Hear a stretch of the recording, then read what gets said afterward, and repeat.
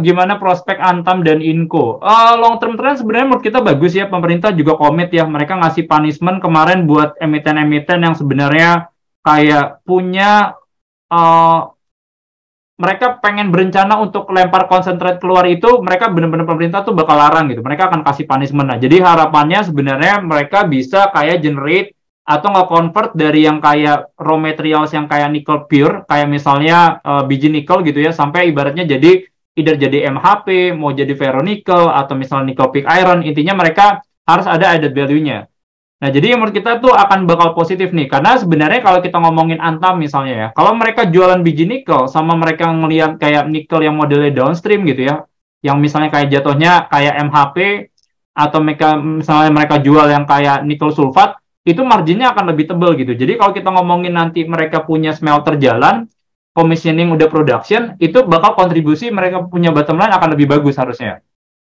Nah, cuman yang jadi PR sebenarnya beberapa smelter ini jadinya bukan tahun ini gitu. Maksudnya jadinya bukan tahun depan juga. Ada yang beberapa tuh 2025 sama 2026 ya. Jadi sebenarnya ceritanya lumayan panjang ya, Pak Heri Setiadia.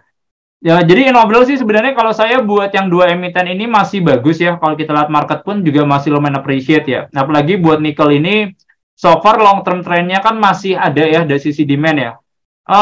Bisnis yang kayak modelnya buat stainless steel emang lagi sedikit kehambat karena China ini kan growth-nya nggak terlalu bagus, sektor propertinya lebih kena. Cuman kalau kita ngomongin tahun depan dan tahun depannya lagi, apalagi China mau pangkas mereka punya suku bunga, ini harusnya akan dorong mereka punya manufaktur ya dalam negeri ya. Permintaan propertinya akan lebih jalan dan ini akan dorong kayak buat yang stainless steel-nya. Buat baterai listrik, kita ngerasa ya, emang ada pressure intinya dari sorry, ya, jadi kalau misalnya buat yang baterai listrik, sebenarnya kita lihat ada pressure ya dari kayak mereka punya yang LFP free yang buat nikel gitu, karena kontribusinya kan naik dari 17% sampai jadi 31%. Cuman secara long term menurut saya sih masih bakal bagus ya kalau buat yang ini ya, yang base-nya nikel gitu ya, karena kalau yang saya baca gitu ya, maksudnya please correct me juga kalau misalnya saya salah, cuman saya baca kalau nikel itu dibandingkan yang modelnya LFP free, itu tuh dia tuh sebenarnya yang lebih nggak gampang panas, heatingnya tuh lebih lebih bagus gitu dibandingkan sama yang LFP free.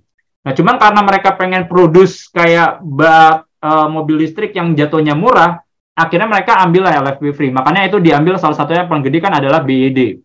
Nah, cuman kalau seandainya teknologinya makin bagus makin ini, harusnya nikel ini kalau bisa dikelola secara bagus, cost production-nya bisa lebih murah, menurut kita sih bakal positif ya. Demand sih harusnya masih bakal ada sih, bakal intact sih.